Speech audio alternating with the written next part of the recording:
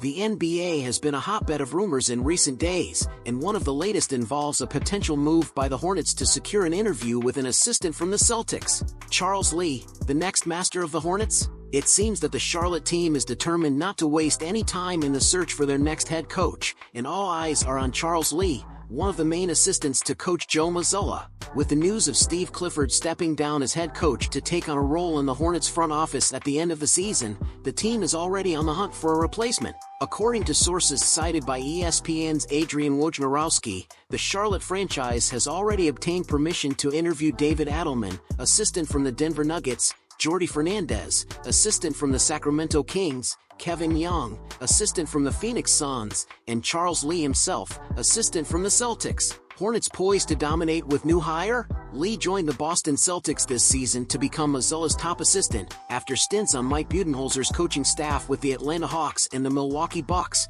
where he helped win the NBA championship in the 2020-21 season. It's well known the high regard Celtics players have for Lee, and last Wednesday, they endorsed him as a potential candidate to take over the head coaching position. Are the Celtics losing a key piece to rivals? If Lee joins the Hornets, he'll be part of a franchise that could secure a high-level draft pick, will have LaMelo Ball back after an ankle injury that ended his season, in addition to having young talents like Brandon Miller, Nick Richards, and Mark Williams, and he'll also have the opportunity to reunite with former Celtics player Grant Williams. The behind-the-scenes movement in the NBA promises to further shake up the league's landscape in the coming days, with all eyes on whether Lee will accept the opportunity to take on a prominent role with the Hornets. Celtics risking $100 million on aging player? Statistically, Jrue Holiday is having his least productive season here in his first year with the Boston Celtics. He's averaging 12.6 points, a number that hasn't been so low since he was a rookie. He'll soon turn 34,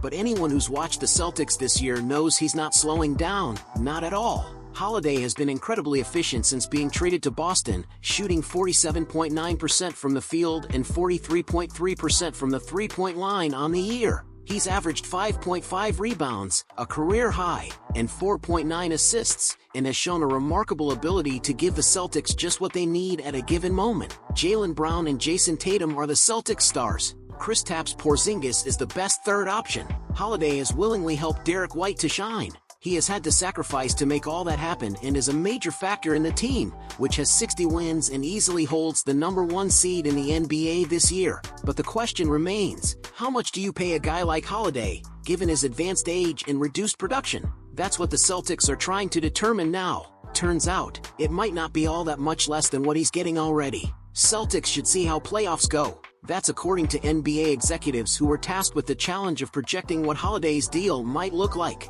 It's not easy because Holiday is in a unique situation, and though Holiday and his people are able to start talking with the Celtics now about a contract, there still might be some hesitancy to go too far down the new contract path here in the short term. I think you need to see how things look in the playoffs, one Eastern Conference GM told Heavy Sports. It's risky because if they roll through to the finals and win that easily, you're under pressure to give him a big contract. But at the same time, you give Jrue Holiday a big deal now, and they flame out in the playoffs, lose in the second round, then where are you?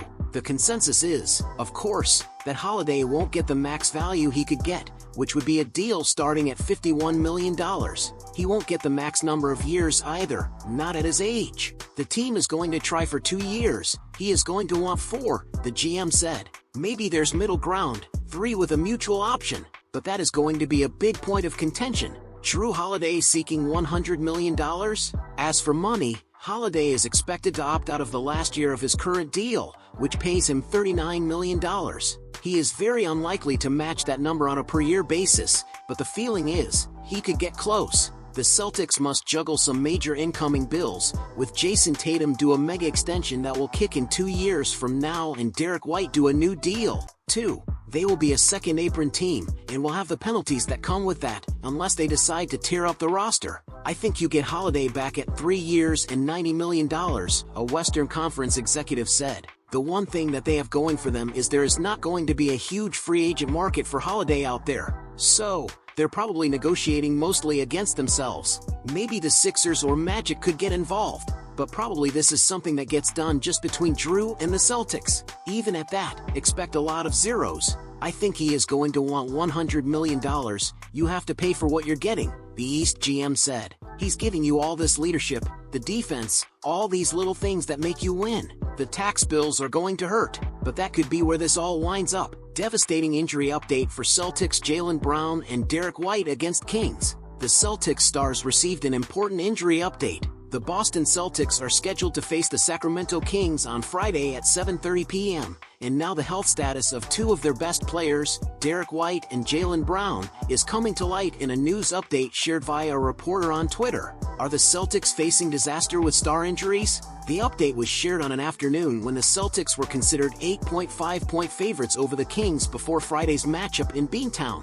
It came during a record-setting week where the Celtics recorded a 35-point demolition of the Oklahoma City Thunder. With the Kings and Boston preparing for the showdown, the latest indications suggest that the Celtics will likely be without both players on Friday. Brown, White out against Kings. Both players are not expected to play, according to reporter Noah Dalzell on Twitter. Brown has a left hand sprain and White has a lower back contusion. Jaden Springer is also out with left knee tendinopathy. Is it the end of the line for the Celtics against the Kings? The Kings come in having lost 3 of their last 5 games. In their last 10, they are 6-4, demonstrating their potential as a contender in the Western Conference. For a franchise that has been starved for success since the days of Mike Bibby and Chris Webber, the Kings' recent performances have been welcome. For a team with aspirations of winning the Western Conference, Coach Mike Brown's team simply has not been good enough. Sabonis has led the Kings in rebounding in every game this season except 4. Fox and Kevin Huerter are the only other Kings players to lead the team in rebounding in any game this season. Sabonis, Keegan Murray, Fox, and Malik Monk have led the team in scoring in different games over the past 10-game stretch, with Fox accomplishing the feat most often. Are the Celtics hopeless against the Kings? For the Celtics to win on Friday, they must overcome the losses of White and Brown and counter the Kings' strength in numbers with a balanced attack. Coach Joe Mazzulla's Celtics have won 3 straight heading into Friday night's game against the Kings, with Jason Tatum leading the team in scoring twice and Kristaps Porzingis leading once. White had 8 points against the Thunder, and Brown had 23. The Celtics got 11 points from Peyton Pritchard against the Thunder, suggesting that they have what it takes to replace White for the time being, although it could be tough against the talented backcourt of the Kings on Friday.